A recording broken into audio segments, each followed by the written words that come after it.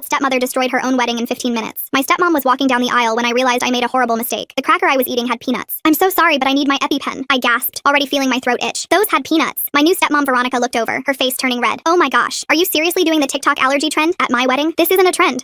My tongue was already thickening. Give me your phone. She marched over, extensions swaying. I'm not faking, but she grabbed my phone from the table. Marco, she called to her brother. Collect all the kids' phones. We're not having this go viral as bride ruins teens prank. My chest started burning from the inside. I had 8 minutes before I couldn't breathe. The number burned into my brain from the hospital. Dad! I stumbled toward him. My EpiPen is in the car. He didn't even look at me. Addison, we discussed this. No drama. I'm having an allergic reaction. The wedding guests started murmuring. Veronica's family glared at me like I was trash. Dad's side of the family hadn't even come. They'd all refused after meeting Veronica. Now I understood why. Her brother Marco was going table to table with a basket. Put your phones in, kids. Bride's orders. My 13-year-old cousin Keith tried to sneak his phone under the table, but Marco grabbed his wrist. Nice try, kid. That's when my bio sister Ellie ran straight at me. Veronica's sister grabbed her arm. Let your sister finish her performance. She's not performing, Ellie screamed. Look at her face. My lips were swelling. My skin felt like fire ants were crawling under it. I tried to push past Veronica's sister, but she shoved me back. Hard. Please, I wheezed. My EpiPen. Your father told me about these stunts, Veronica said loudly. How you faked sick when he dated Patricia. How you pretended to faint when he proposed to me. Blood started dripping from my nose. My body's panic response. 5 minutes left. Ellie broke free and ran toward my purse on the gift table. Veronica's mother blocked her. Sit down, little girl. She's dying, Ellie sobbed. That's when Keith's little sister started screaming at the top of her lungs. Help! Help! Someone's dying! Over and over. Other kids joined in. Help! Help! Shut those brats up! Veronica shrieked. She's embarrassing this family, Veronica's mother said over the screaming, just like her mother did. My dead mother, who died of anaphylaxis when I was 8. The irony burned worse than my throat. Veronica's daughter Bethany stood up. Mom, she's actually turning blue. Not you too, Veronica snapped. I'm not letting her ruin this like she ruins everything. But Mom, Bethany Marie, you defend me right now or you're grounded for summer. 3 minutes left. Thump, thump, thump. My heart was racing so fast it hurt. This is it, my brain whispered. This is how Mom felt. Through my swollen eyes, I saw Ellie fighting against 3 adults to get to my purse. Keith had started accidentally knocking over flower arrangements, creating chaos. Oops! Control these children! Veronica shrieked. When no one was looking, I dragged myself across the floor towards the panic button in the kitchen. My lungs felt like paper bags, crumpling smaller with each breath. Look at her! Veronica cackled, crawling for attention. Someone film this so everyone can see what a liar she is. But then she saw where I was heading. She ran after me, heels clicking. You take one more step, she hissed. And I tell Ice about Carlos. Tonight, one phone call and your precious uncle is gone. I froze. Uncle Carlos raised us after Mom died. He wasn't documented. 2 minutes left. My vision was tunneling, dark creeping in from all sides. She grabbed my hair, yanking my head back. Blood from my nose dripped onto her white shoes. You know what your mother said when she was dying? Veronica whispered. Nothing, because she was weak, pathetic, just like you, leaving 2 brats behind for everyone else to deal with. 1 minute left. Crack. I slammed my head against hers as hard as I could. Her scream was piercing. My nose! You broke my nose! In her shock, she let go. I lunged for the red box by the kitchen door, smashing the glass with my elbow. Beep, beep, beep! The fire alarm shrieked. The sprinklers soaked everyone. You little shat! Veronica screamed through the blood, but fire alarms meant automatic 911 dispatch. No one could stop that. The last thing I heard was Bethany screaming, Mom, she's not breathing. You killed her. I woke up 3 days later in the ICU. They'd had to intubate me and cut open my throat so I could breathe. The scar would be permanent. The paramedics told me if I had waited 30 more seconds, I wouldn't have made it. After the, are you okay, I love you conversation, Ellie started crying. Addison, she whispered. They found out about Uncle Carlos. Veronica told them. When they arrested her, she told them everything. That's when I knew she had to go, by any means necessary. My hands grabbed the hospital bed rails so hard my knuckles went white. The machines next to me started beeping faster as my heart rate spiked. I tried to sit up, but the burning in my throat made me gasp and fall back against the pillows. The bandages on my neck felt wet and I reached up to touch them, but the nurse rushed in and grabbed my wrist. She checked the monitors and adjusted something on my IV drip while telling me I'd been out for 3 days, and the doctors had to cut my throat open to save my life. The tube they shoved down my throat left everything raw and swollen inside. Every swallow felt like broken glass sliding down. She showed me the call button and told me to press it if the pain got worse, then left to get the doctor. Ellie climbed onto the bed next to me, even though the nurse said not to, and buried her face in my shoulder, crying harder. Her whole body shook as she told me how the paramedics had to restart my heart in the ambulance, and how Dad wouldn't even ride with me to the hospital. She said Veronica got arrested at the wedding for what she did, but when the cops were putting her in the car, she screamed about Uncle Carlos not having papers. The cops called ICE right there, and they came to our apartment that same night. Carlos had just gotten home from the hospital after making sure I was stable, and they took him away in handcuffs. The detention center was 2 hours north, and they wouldn't let kids visit without a parent, and Dad refused to take us. My throat burned worse as I tried not to cry because crying made everything hurt more. The door opened, and a woman with gray hair and kind eyes walked in carrying a clipboard. She introduced herself as Renata Nunez from the hospital social services, and pulled a chair close to my bed. She asked Ellie to wait in the hall for a few minutes, which made my sister squeeze my hand before leaving. Renata explained that the hospital had to report what happened because a child almost died from medical neglect, and someone actively prevented me from getting help. She said Child Protective Services would investigate, and the police were already involved. She asked me to tell her everything I remembered about the wedding. I started from eating the cracker and realizing it had peanuts all the way through hitting the fire alarm. She wrote everything down and asked specific questions about who stopped me from getting my EpiPen and what exactly Veronica said. When I got to the part about Veronica threatening Carlos, she stopped writing and looked at me. She said that was witness intimidation on top of everything else. The next morning, Detective Edmund Odell showed up with a recorder and asked me to go through everything again. He already had the 911 call from when the fire alarm went off, and the paramedic report saying I was in full anaphylactic shock when they arrived. He said I would have died in less than a minute if they hadn't been so close. He showed me photos from the wedding on his tablet, asking me to identify who grabbed me and who blocked Ellie from getting my medication. I pointed out Veronica's family members, and he wrote down their names. He said several venue staff saw adults physically restraining children who were trying to help me, and one server heard Veronica say she wouldn't let me ruin her wedding. When he asked about Carlos, I told him about the threat, and he said that was a federal crime to threaten someone about immigration status while committing assault. The phone next to my bed rang that afternoon, and Dad's name showed on the caller ID. I picked it up, and before I could say anything, he started yelling about the medical bills and how the insurance company was asking questions. He said I'd ruined his life and destroyed his marriage with my drama and attention seeking. He never asked if I was okay or mentioned Carlos being taken. He just kept saying I was selfish and manipulative, just like my mother was. I hung up on him and unplugged the phone from the wall. Renata came back that evening with papers about discharge planning. She sat down and gently explained that going back to Dad's house probably wasn't safe given what happened and his reaction. She said Keith's parents had already called offering to take us in temporarily, while everything got sorted out with the courts. They had a spare room and lived in the same school district, so we wouldn't have to change schools. She said CPS would need to approve it, but she thought it was the best option. The next day, 2 nurses came in with a bag of practice EpiPens and made me and Ellie learn exactly how to use them. They showed us how to hold it with the orange tip down and swing it hard into the outer thigh and hold for 10 seconds. We practiced on foam blocks over and over until we could do it without thinking. They gave me 2 real ones to carry at all times and said the school would need to keep extras in 3 different locations. I wonder what's really going through Veronica's mind as she watches someone literally dying and still thinks they're faking it. The way she keeps insisting this is all for attention, while the kid's face is turning blue and blood is dripping from her nose, makes me curious about what kind of person can ignore such obvious physical signs. The nurse said I could never be without them again. A woman in a suit showed up saying she was the public defender assigned to help us and immediately told me not to post anything online about what happened. She said anything I wrote could be used against us in court. She handed me a notebook and told me to write down everything I remembered privately instead, with dates and times and who said what. I spent the next 2 hours filling pages with every detail I could remember while it was still fresh. She took photos of my neck bandages and the bruises on my arms from where people grabbed me. That evening, the hospital phone rang and a woman named Juliana Norwood introduced herself as an immigration attorney. She said she'd been contacted about Carlos's case and needed to meet with us as soon as possible. She explained that ICE detention was complicated and we'd need to gather lots of documents showing Carlos was a good guardian and had community ties. She said we'd need letters from teachers and neighbors and his employer saying he was responsible and took care of us. The bond hearing would happen soon and the amount would probably be high. She said we should start thinking about how to raise money because that was the only way to get him out while his case went through the system. Before I got discharged, a CPS investigator came to take my official statement and said they were opening a formal investigation. She said they'd already started interviewing wedding guests, and several people confirmed seeing adults physically prevent children from helping me during a medical emergency. The paramedic who saved me gave a statement saying I was minutes from death when he got there, and the venue staff said they saw Veronica and her family blocking access to my medication. The investigator said criminal charges were likely and warned me things would probably get complicated with Dad. Keith's mom showed up at the hospital the next morning with a minivan full of pillows and blankets and helped me sign the discharge papers while Ellie packed our stuff into plastic bags. The ride to their house took 40 minutes, and every bump in the road made my throat burn where they'd cut me open. Keith's dad had already moved their exercise equipment out of the guest room and set up 2 twin beds with matching blue comforters that smelled like fabric softener. His mom went through every cabinet in their kitchen, showing me where she'd put special stickers on anything that might have peanuts or was made in facilities that processed nuts. She'd bought 3 different brands of throat lozenges and protein shakes since I could barely swallow solid food yet. That first night, I tried to eat mashed potatoes, but it felt like swallowing broken glass. So I went back to the hospital nutrition shakes that tasted like chalk, but at least didn't hurt going down. The bathroom mirror showed the angry red line across my throat covered in surgical tape, and every time I saw it, my chest got tight, remembering how Mom's throat looked in her casket. Juliana came to the house 3 days later with a stack of papers about immigration law and sat at Keith's kitchen table explaining how ICE detention worked and why Carlos's case would be hard to win. She showed us statistics about bond amounts and success rates for people without documentation who'd been reported during criminal investigations. She said we needed letters from his boss at the auto shop and from our neighbors and teachers saying he was a good guardian who'd raised us responsibly since Mom died. The filing fees alone would be thousands of dollars before we even got to the bond hearing. Detective Odell called while I was doing my breathing exercises for my throat and asked if I had phone numbers for the other kids at the wedding who saw what happened. I told him I'd need to call their parents first to explain what he needed because I didn't want to just hand over kids' information without permission. He said he understood and gave me his direct line to call back when I had the parents' consent. My phone buzzed with a text from Dad saying he wanted to meet, but only if we came alone without any social workers or lawyers involved. I screenshot it immediately and forwarded it to Renata, who called me 10 minutes later saying absolutely not to meet him without supervision given what happened at the wedding. She said if he really wanted to see us, he could request supervised visits through proper channels. The school district sent someone to Keith's house with a laptop and textbooks so I could keep up with my junior year classes while recovering. The home instruction teacher came 3 times a week and sat at the dining room table helping me with calculus and chemistry while Ellie was at her regular school. It was weird doing school alone without the noise of other students or bells ringing between periods. Keith showed me his phone one evening, and there was Veronica's Instagram with professional wedding photos, where she'd cropped out the parts showing the chaos. Her caption said I'd tried to ruin her special day with a fake allergy attack for attention, just like I'd done at other family events. Her sister and cousins were commenting things like, some people can't stand to see others happy, and narcissistic teenagers these days will do anything for views. My hands shook as I scrolled through the comments from people who weren't even there believing her version. Juliana called that night after I'd sent her screenshots of the posts, and told me not to respond or comment no matter how much I wanted to defend myself. She said anything I posted could be used against us in court or in Carlos's immigration case, so I needed to stay completely silent online. Instead, she had me write down names of everyone who knew Carlos was a good guardian, so we could ask them for support letters. The school counselor set up a video call on Keith's mom's laptop to check how I was doing, and started explaining something called a 504 plan for when I came back to the school. She said they'd make sure I had a peanut-free table in the cafeteria, and that every teacher would be trained on using EpiPens with extras stored in the main office and gym. She asked about my anxiety levels and whether I was sleeping okay, which I wasn't, but I said I was fine because I didn't want more adults worried about me. 2 weeks after leaving the hospital, my phone lit up with another text from Dad saying if we didn't stop spreading lies about what happened, he'd cut off all contact with us permanently. He said we were destroying his life and his marriage with our attention-seeking behavior, and that Mom would be ashamed of how we turned out. Reading those words felt like getting punched in the stomach because Mom would never have let someone hurt us the way Veronica did. 3 days later, Keith came running into the guest room holding his phone with this weird look on his face. He showed me the screen where his little sister had accidentally recorded part of the wedding chaos when she was trying to text their mom for help. The video was shaky and mostly showed the floor, but you could hear kids screaming and the fire alarm going off and then the sprinklers starting. The timestamp at the bottom matched exactly with when the 911 call went through, according to what the paramedics told me. Keith helped me save the video to 3 different places, including sending it to my email and uploading it to a private cloud folder because we both knew evidence had a way of disappearing when rich people like Veronica were involved. The next morning, I went to the courthouse downtown and filled out a public records request form for the 911 call audio and all the dispatch records from that night. The clerk behind the glass window said it would take 2 to 3 weeks to process, but I could pay an extra fee to rush it, which I did using money from my savings account. Having real documentation from official sources felt like building a wall brick by brick between Veronica's lies and what actually happened. That afternoon, my phone rang, and it was the venue manager calling to tell me their security camera system had automatically recorded over the footage from the wedding night because it only kept 7 days of video before wiping itself clean. He sounded sorry but not surprised, and I wondered if someone had told him to say that, or if it was just bad luck that evidence kept disappearing right when we needed it most. 2 days later, a social worker from CPS showed up at Keith's house to interview Ellie separately about what happened at the wedding. Keith's mom took me to the backyard while they talked in the living room, and I spent the whole hour pacing back and forth worried that Ellie would get confused or scared and mess something up. But when the social worker came outside afterward, she told me Ellie did great and was very clear about what she saw and heard that night. She said Ellie's account matched what the other witnesses had said, and that her statement would be helpful for their investigation. That evening, Juliana called to say she'd filed the bond request for Carlos with the immigration court, but we needed character letters from people who knew him. She gave me a list of what to include, like how long they'd known him, and specific examples of him being a good guardian and community member. Keith's mom helped me make a list of everyone we could ask, including teachers and neighbors and people from church, and Carlos's boss at the auto shop where he worked. We spent hours calling people and explaining what we needed, and most of them said yes right away because everyone loved Carlos and knew how much he'd sacrificed to raise us after mom died. While Ellie was doing homework at the kitchen table, I sat on Keith's bed typing out my statement about what Veronica said to me while I was dying. My fingers kept freezing over the keyboard when I got to the part about her calling my mom weak and pathetic for dying and leaving us behind. Something feels off about that venue manager calling to say the security footage got wiped after exactly 7 days. What are the odds that crucial evidence disappears right when they need it? I had to stop 3 times to wipe my eyes and breathe through the anger that made my chest feel tight. But I forced myself to write every single word she said, including the threat about calling ICE on Carlos, because I knew this statement might be the only proof we had of what really happened in those final moments before I passed out. Late that night, I opened Instagram on Keith's laptop and typed out a message to Bethany asking if she was okay, and saying I understood if she couldn't talk to me right now. I kept it short and didn't mention anything about testifying or the case because I didn't want to pressure her or get her in trouble with her mom. The app showed she read it within 5 minutes, but she didn't reply, and I understood because being stuck between your parent and the truth is probably the worst place in the world to be. A week later, we all had to go to the courthouse for Veronica's criminal arraignment where she would enter her plea. The prosecutor had warned me she would probably plead not guilty and get released on bail, but hearing her say those words out loud while standing there in her designer suit made my stomach turn. The judge set conditions including no contact with me or Ellie, and staying at least 500 feet away from us at all times, but watching her walk out of the courtroom with her lawyer felt like watching a snake slither back into tall grass. Dad was there too, sitting on Veronica's side of the courtroom, and when we walked past him in the hallway, he turned his whole body away from us like we were strangers. Ellie reached for his arm, but he pulled away and walked faster to catch up with Veronica's family, who were all glaring at us like we'd ruined their lives. The rejection hurt worse than I expected, even though Renata had warned us he might act this way. Detective Odell caught up with us in the parking lot and asked if he could get permission to pull my phone records from the night of the wedding to verify the timeline. He had a consent form ready, and I signed it right there on the hood of his car, because I had nothing to hide and everything to gain from showing the truth. He said the records would show if I'd tried to call for help or text anyone about my allergic reaction, which would prove I wasn't faking it for attention like Veronica claimed. 3 days after the arraignment, Renata called to tell me that CPS had done their home visit to Dad and Veronica's house. She read parts of the report over the phone while I sat at Keith's kitchen table gripping my phone so hard my knuckles went white. The social worker wrote about how Dad kept looking at Veronica before answering any questions, and how Veronica interrupted constantly to speak for him. They noted the way Veronica had removed all photos of me and Ellie from the living room and replaced them with pictures from the wedding. The report used words like controlling dynamics and concerning power imbalance, which made me feel less crazy about everything that happened. That night around 11 when everyone was asleep, my phone buzzed with a message from Bethany on Instagram. I clicked on it expecting text, but found a voice message file attached with just 3 words typed underneath. I'm so sorry. My hands shook as I put in my earbuds and pressed play on the recording. Bethany's voice came through first, whispering that she was recording this secretly. Then I heard Veronica in the background talking to someone on the phone. She was laughing about how she'd threatened to call ICE on Carlos while I was dying, and how smart she was to use that against me. The recording was only 43 seconds long, but it had everything including Veronica saying my name and Carlos's name clearly. I played it 5 times, each time feeling my heart pound harder as I realized this was actual proof of what she'd done. My first instinct was to post it everywhere online and tag every news outlet I could think of. I opened Twitter and started typing a post, but then remembered what the public defender had said about not posting anything that could hurt the case. I called Juliana even though it was almost midnight, and she answered on the second ring sounding tired but alert. She told me to send the recording to Detective Odell immediately and not to post it anywhere or share it with anyone else. I forwarded the file to Odell's email with a short message explaining what it was and when Bethany had sent it to me. The next morning, I got a text from him saying he'd received it and would add it to the evidence file. 2 weeks passed before the school counselor called to schedule a meeting about my return to classes. She explained that word had spread about what happened at the wedding, and some parents were asking questions about safety protocols. She showed me anonymous comments from the school's parent Facebook group, where people were calling me dramatic and attention-seeking just like Veronica had. We spent an hour planning strategies for dealing with rumors, and she gave me scripts for responding to questions from classmates. She also arranged for me to enter and exit through the office instead of the main doors to avoid crowds. The same week, Juliana called with news that Carlos's ICE bond hearing had been scheduled for the following month. She explained that the judge would probably set the bond really high, maybe $50,000 or more, because that's what they always did. She said we should start thinking about fundraising in the community and maybe setting up a GoFundMe page. I spent that entire weekend going door to door collecting support letters for Carlos from everyone who knew him. His boss at the construction company wrote about how Carlos never missed a day of work in 8 years and always sent money home to his sick mother. Our neighbor Mrs. Tux wrote about how Carlos fixed her fence for free when her husband was in the hospital. My English teacher wrote about how Carlos came to every parent-teacher conference and always asked detailed questions about our education. The pastor at our church wrote about Carlos volunteering for the food bank every Saturday morning without fail. The school counselor wrote a factual letter describing how Carlos had attended every IEP meeting for Ellie's learning disability and advocated for her needs. By Sunday night, I had 23 letters in a folder that I gave to Juliana at her office Monday morning. The cease and desist letter from Veronica's lawyer arrived by certified mail on Tuesday, while I was doing homework at the kitchen table. Keith's mom had to sign for it, and she handed it to me with worried eyes asking if everything was okay. The letter claimed I was spreading false allegations about Veronica and demanded I stop immediately or face legal action for defamation. It used big legal words but basically threatened threatened to sue me if I kept telling people what really happened at the wedding. I took a photo of it and sent it to Juliana, who texted back immediately telling me to ignore it completely. She said it was just an intimidation tactic that lawyers used when they knew their client was guilty and had no real defense. 2 days later, Renata called with news that made me actually smile for the first time in weeks. CPS had made a preliminary finding of medical neglect and emotional abuse regarding Dad's actions during my allergic reaction. She read me the key parts about how he failed to provide necessary medical care and was ignored obvious signs of a life-threatening emergency. Within an hour, Dad was calling Renata's office phone over and over, leaving angry voicemails that she played for me later. He kept saying the findings were wrong and that I'd manipulated everyone but Renata stood by the report and told him the findings were final. The morning of Carlos's bond hearing arrived faster than I expected, and we all got up at 5 to make the 2-hour drive to the federal courthouse. The courtroom was cold and scary with armed guards everywhere, and a judge who barely looked at us the whole time. Juliana presented all our letters and argued that Carlos wasn't a flight risk, but the prosecutor kept talking about enforcement priorities. The judge set the bond at $75,000 and denied our request for release on recognizance or ankle monitoring. When he banged his gavel saying Carlos would remain detained, Ellie ran out of the courtroom sobbing uncontrollably. I found her in the bathroom throwing up from crying so hard and held her hair back while she kept saying it wasn't fair. I wanted to cry too, but forced myself to stay strong for her even though my chest felt like it was caving in. 3 days after that disaster, we had to go back to court for the temporary protection order hearing. The courtroom was smaller this time, and Veronica sat on the other side with her lawyer looking angry and put together in a new suit. When my turn came to testify, I had to stand at a podium and tell the judge everything that happened at the wedding. My voice shook and I had to stop twice to drink water, but I got through the whole story, including the thread about Carlos. The judge asked me specific questions about the timeline, and I answered as clearly as I could while avoiding looking at Veronica. When I finished, the judge granted the protection order for 6 months, and specifically warned Veronica about witness tampering. She had to stay at least 500 feet away from me and Ellie, and couldn't contact us in any way, including through other people. The next morning, my phone buzzed with a text from a number I didn't recognize. It said, "Addison honey, we need to talk about this misunderstanding, please call me back Dad." I stared at it for maybe 10 seconds before taking a screenshot and forwarding it straight to Detective Odell with a note about the protection order violation. I didn't respond to Dad at all. Odell texted back within 5 minutes saying he'd handle it, and to keep documenting everything. Bethany sending that recording makes me wonder what finally pushed her to take such a risky step against her own mother. That must have taken real courage knowing what she'd face at home. 2 weeks passed before I felt ready to try going back to the school part-time. Keith's mom drove me there early Monday morning and walked me to the office to make sure all my paperwork was in order. The principal assured us they'd briefed all the staff about my medical needs and my new schedule. I only had to do mornings for now with the option to stay longer if I felt okay. Everything went fine through first and second period, but when I walked into the cafeteria for break, the smell hit me like a wall. Peanut butter. Someone had a PB&J sandwich 3 tables away and my body just reacted. My chest got tight and my hands started shaking and I couldn't breathe right even though I knew I hadn't eaten anything. The room started spinning and I grabbed the nearest table to steady myself, but that made everyone turn and stare at me. The nurse came running when someone told her I was having trouble, and she helped me to her office where I sat with my head between my knees trying to slow my breathing. She kept telling me I was safe and that it was just a panic attack, not an allergic reaction, but my body didn't believe her. It took 20 minutes before I could breathe normally again, and another 10 before I stopped shaking. The nurse called Keith's mom to pick me up early, and I felt so stupid and weak for not being able to handle a smell. The next day, we had the 504 plan meeting in the conference room with the principal and the nurse and the district coordinator and 2 teachers. They went through every detail of my allergy protocol and made sure everyone understood how to use an EpiPen. The nurse showed them the practice pen and made each person demonstrate they knew how to use it correctly. They designated a peanut-free table in the cafeteria and put up new signs about not sharing food. The coordinator said they'd send an email to all parents reminding them about severe allergies and asking them to avoid peanut products when possible. Having all these safety measures in place made me feel less anxious about being at the school, even though I still got nervous every time I walked past the cafeteria. That afternoon, Detective Odell called with good news. He'd gotten the audio file Bethany sent me and had their tech people verify it was authentic and unedited. The timestamp on the recording matched perfectly with the 911 dispatch logs from the wedding. He said the recording clearly captured Veronica threatening Carlos while I was having the allergic reaction, and that combined with all the witness statements made for a strong case. He sounded really confident, which gave me hope that Veronica would actually face consequences for what she did. 3 days later, Juliana drove me and Ellie to the ICE detention center to try visiting Carlos. We'd filled out all the paperwork and sent it in, but when we got to the front desk, the officer looked at his computer and shook his head. He said I wasn't on the approved visitor list yet, and that the application was still being processed. I asked how long it would take, and he said it could be anywhere from 2 weeks to 2 months depending on the backlog. He explained I needed to register online first, and then wait for approval, and then schedule visits in advance. I felt so stupid for not knowing how the system worked, and for getting Ellie's hopes up about seeing Carlos. She cried the whole drive back, and I couldn't even comfort her properly because I was trying not to cry too. The next morning, Renata called with better news. CPS had approved our kinship placement with Keith's family for at least 6 months with the possibility of extension if needed. She said they'd done the home study and background checks and everything looked good. Keith's parents had already told us we could stay as long as we needed, but having it official made it real. When I told Ellie, she started crying again, but this time from relief. Keith's mom hugged us both and said we were family now, and that she'd already started the paperwork to get us on their insurance. That night, my phone buzzed with a text from Bethany. She said her mom's lawyer had been asking her questions about the wedding, and she was scared. She wrote that she might testify if she got subpoenaed, but she was terrified of what her mom would do to her. I texted back that I understood completely, and that she should do whatever kept her safe. I told her she'd already helped more than she knew by sending me that recording, and that I didn't want her getting hurt because of me. She sent back a heart emoji and then nothing else. The school counselor scheduled my first therapy appointment for Thursday afternoon. I sat in her office for 5 minutes before I could even start talking. She asked me to tell her about the wedding, and I tried, but kept having to stop and drink water. When she asked about my mom dying the same way, I completely broke down. I hadn't cried about mom in years, but sitting there trying to explain how it felt to almost die exactly like she did made everything come flooding back. The counselor just sat there and let me cry without trying to make me feel better or tell me it was okay. She said we'd take things slow and that there was no rush to talk about everything at once. It was harder than I expected to be that vulnerable with someone I'd just met. 2 days later, Graham Oates, the prosecutor on Veronica's case, filed a motion with the court about witness intimidation. He included the cease and desist letter from Veronica's lawyer and Dad's text trying to contact me, and asked the judge for stricter bail conditions. He wanted Veronica to have a curfew and to be prohibited from any contact with witnesses even through third parties. He took the threat seriously, which made me feel less alone in this whole mess. Meanwhile, Meanwhile, Juliana was working on a bond redetermination motion for Carlos. She'd gathered letters from 15 more people in the community, including our pastor, and 3 of Carlos's co-workers and his boss from the restaurant. She also had documentation showing he'd been in the country for 12 years and had never been arrested or even gotten a traffic ticket. She seemed cautiously optimistic that we could get the bond amount reduced to something we could actually afford. The next morning, Renata called with news about Dad and the CPS investigation. She explained that Dad would need to complete a service plan if he wanted to see Ellie again, and all visits would have to be supervised by a court-approved monitor at a special facility downtown. The plan included parenting classes, anger management sessions, and individual counseling to address why he'd let me almost die at his own wedding. Ellie listened on speakerphone, twisting Keith's mom's dish towel in her hands until her knuckles turned white. Renata said the supervision wasn't perfect, but at least someone would be watching to make sure nothing bad happened during visits. 3 days later, Graham Oates called to tell me the preliminary hearing was set for next Thursday at 9 in the morning. He wanted to meet with me that afternoon to practice my testimony, so Keith's mom drove me to the courthouse where we spent 2 hours in a small conference room going over every possible question. Graham made me describe the wedding over and over, asking the same questions different ways until I could answer without my voice shaking or tears starting. He showed me where I'd sit in the courtroom and explained how Veronica's lawyer might try to confuse me or make me look like a liar. We practiced breathing exercises for when I felt panic rising in my chest. He had me tell the story 15 times until the words came out steady and clear, even though my hands still shook under the table. That night, I sat at Keith's kitchen table trying to write my victim impact statement on his mom's laptop. I typed out everything I wanted to say about Veronica, including detailed fantasies about her rotting in prison forever and losing everything she cared about. The first draft was 3 pages of pure rage about how she'd almost killed me and destroyed our family. Keith's mom read it over my shoulder and gently suggested I might want to tone it down since the judge would see it. I deleted the revenge parts and rewrote it, focusing on how scared I'd been, how the scar on my throat reminded me every day of almost dying, and how Ellie had nightmares about losing me like we'd lost Mom. The final version was only 1 page, but Graham said it was powerful enough to make an impact. 2 days before the hearing, Dad called Keith's house phone at dinner time. Keith's dad answered and handed it to me with a worried look. Dad started with this weak apology about how things got out of hand at the wedding, but before I could even respond, he switched to demanding I tell everyone I'd been exaggerating about what happened. He said I needed to recant my lies about Veronica trying to hurt me and tell the prosecutor it was all a misunderstanding. He kept saying she was a good person who just got stressed on her wedding day and that I was destroying his life with my drama. My hands shook as I held the phone, but I managed to say no in a clear voice before hanging up. Keith's mom immediately called Graham to report the contact violation while I sat at the table trying to stop shaking. That same evening, Bethany texted me from a number I didn't recognize. She wrote that her mom's lawyer had been pressuring her about her testimony, but she wasn't going to lie if they made her take the stand. She said she'd tell the truth about the recording and what she saw at the wedding even though she was scared of what her mom would do when she found out. She wrote that seeing me almost die had changed something in her, and she couldn't pretend it didn't happen. I texted back that she was brave and that I respected her for doing the right thing even when it was hard. Thursday morning came too fast, and suddenly I was sitting in the courtroom wearing the only nice outfit Keith's mom could find that would hide my throat scar. Keith's parents already starting insurance paperwork before the kinship placement was even official makes me curious about their real motivations here. Dad calling to demand she recant her lies, while Veronica's facing charges seems like strange timing. I wonder if someone's coaching him on what to say. The room smelled like old wood and floor cleaner, and the bench where the judge would sit looked huge and intimidating. Graham sat next to me at the prosecutor's table while Veronica and her lawyer sat across the aisle. She wore a conservative gray suit and had her hair pulled back in a bun, looking nothing like the screaming bride who'd let me die. The bailiff called the court to order, and the judge, an older woman with short gray hair, started reading through the charges. When the EMT took the stand, my whole body tensed up. He described finding me unconscious with my airway almost completely closed, saying I was minutes from brain damage or death when they got there. He explained how they'd had to perform an emergency tracheotomy right there on the venue floor because my throat was too swollen for normal intubation. He said in his 20 years as a paramedic, he'd rarely seen someone so close to death from anaphylaxis who survived. His testimony made me relive those final moments before I passed out, and I used the breathing exercises Graham taught me to keep from having a full panic attack right there in court. After the EMT stepped down, Graham called Bethany to the stand. She looked terrified walking up there in her school uniform, not making eye contact with her mom. Graham asked her about the recording, and she confirmed in a small voice that she'd made it on her phone during the wedding. He played it for the court, and everyone heard Veronica's voice clear as day saying she'd call ICE on Carlos while I was dying on the floor. The judge's face changed completely when she heard Veronica threaten to have Carlos deported while refusing to let anyone help me. Even Veronica's lawyer looked uncomfortable, shuffling his papers and whispering urgently to his client. When the recording ended, the courtroom was dead silent for a moment before the judge asked Bethany if that was really her mother's voice. Bethany said yes and started crying. After all the testimony, the judge didn't hesitate to extend the no-contact order for the maximum time allowed. She warned Veronica that any attempt at witness tampering would result in immediate jail time, and added stricter bail conditions including electronic monitoring and a curfew. She said the evidence presented showed clear danger to minor children, and that the court would not tolerate any violations. For the first time since the wedding, I felt like maybe the system would actually protect us instead of letting Veronica get away with everything. The next week was Carlos's bond redetermination hearing at the immigration court downtown. Juliana had gathered 37 support letters from people in our community, plus documentation showing Carlos had been here 12 years without any arrests or problems. The judge reviewed everything while we sat in the gallery holding our breath. After 40 minutes of arguments from both sides, the judge announced he was reducing the bond from $50,000 to $15,000. It was still a huge amount, but suddenly it felt possible to raise it instead of completely hopeless. Juliana started making calls right there in the courthouse hallway. Within 3 days, our church had raised $8,000 through donations and bake sales. Keith's parents took out a loan for $5,000, and Carlos's boss at the restaurant put up the final $2,000. The community came together in a way I'd never seen before, with people who barely knew us contributing whatever they could. A week later, I stood outside the detention center with Ellie and Juliana waiting for Carlos to walk out. When the door finally opened and he came through wearing an ankle monitor but smiling, Ellie ran straight into his arms sobbing while I stood there trying not to completely break down in the parking lot. Back at Keith's house that night, Carlos sat us down on the couch and pulled us both into a tight hug that lasted forever. His ankle monitor pressed against my leg through his jeans. He smelled like the detention center soap, and his eyes looked tired, but he was here, and that's all that mattered. Mija, I need you to promise me something, he said quietly. I nodded against his shoulder. No revenge, no tricks, nothing illegal against that woman or your father. His hands gripped my shoulders as he looked straight at me. We do this the right way through the courts and lawyers. I wanted to argue, but the look in his eyes stopped me cold. He'd just spent weeks locked up because of Veronica's call to ICE, and and here he was telling me to take the high road. My fist clenched, but I nodded because what else could I do when he was looking at me like that? The next morning, Graham called while I was eating cereal at Keith's kitchen table. He explained that Veronica's lawyer had rejected every plea deal they'd offered, which meant we were definitely going to trial. It'll be months of waiting and stress, but at least everything will come out in court, he said. I wrote down all the dates he gave me on the calendar Keith's mom had stuck to the fridge. 3 days later, Renata showed up with a stack of papers for Keith's parents to sign. CPS was making the kinship placement official for at least 6 months with options to extend if needed. She also confirmed that Dad would only get supervised visits with Ellie at the CPS office downtown if he completed his parenting classes and anger management first. Ellie sat next to me on the bed that night, crying about not being able to see Dad like normal anymore. I rubbed her back and reminded her it was for our safety, but she still cried herself to sleep. School started feeling more normal after the counselor got my 504 plan fully set up with 3 EpiPens stationed around campus. One stayed in the nurse's office, another in the main office, and the third in my homeroom teacher's desk drawer. They trained all the staff during a special meeting and even did a practice drill with an expired pen and a dummy. Walking through the halls knowing there were EpiPens everywhere made my chest feel less tight for the first time since the wedding. The therapist's office smelled like vanilla candles and had those white noise machines that made ocean sounds. She gave me a notebook to track my triggers and asked me to write down 3 coping strategies before our next session. I sat in Keith's room that night staring at the blank pages trying to figure out how to explain that peanut butter commercials made me want to throw up now. 2 weeks passed before Ellie finally slept through a whole night without waking up screaming about the wedding. I watched her from my bed across the room as she breathed steady and calm with her stuffed rabbit tucked under her chin. My body stayed tense waiting for her to jolt awake, but she just kept sleeping peacefully until morning. Keith's mom found me an old camcorder at a garage sale, and I started recording myself talking about everything that happened. Not for court or evidence, but just to get it out of my head and into something real. I sat in the bathroom with the door locked and whispered the whole story from the beginning while the camera's red light blinked at me. Talking to the camera felt easier than talking to the therapist somehow. By Sunday night, I had the whole month mapped out on my calendar with different colored pens. Red for court dates, blue for Carlos's ice check-ins, green for therapy appointments, and yellow for school stuff. Dad had texted 6 times asking when we were coming home, but I never answered. We weren't going back to that house ever again if I had anything to say about it. Carlos helped me understand that fighting through proper channels was the only way to really win this. We were safe at Keith's house. We had lawyers and social workers on our side, and we were going to get through this together even if it took months or years to finish. Appreciate you hanging out and wondering through all these questions with me today. It's always interesting sharing the ride together. I'll see you in the next one. And hey, if you made it to the end, drop a comment. I love reading all your comments.